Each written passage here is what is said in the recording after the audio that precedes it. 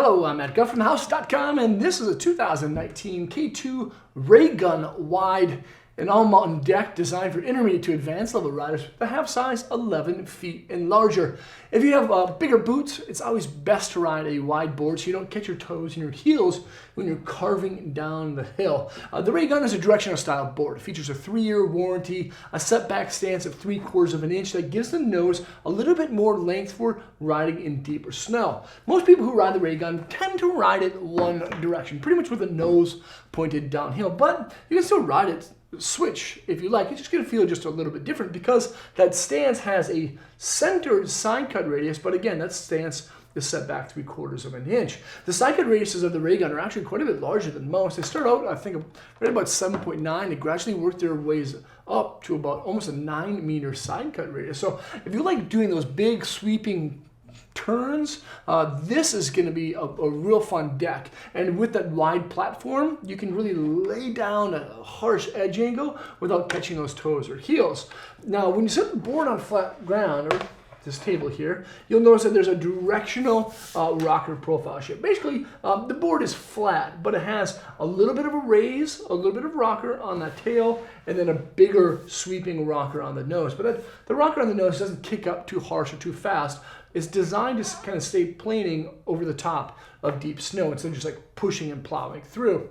Another great thing, of course, that you'll see obviously by watching the video is the graphic. I actually like this a lot.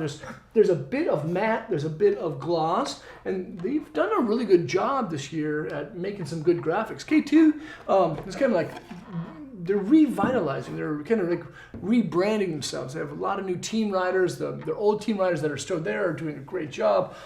New TM and social campaigns are awesome, and they're still making really good boards. They have a huge background in skiing, of course, and they've used a lot of their technology and put it into the snowboards, and that's why they have an awesome little construction type called hybrid taper.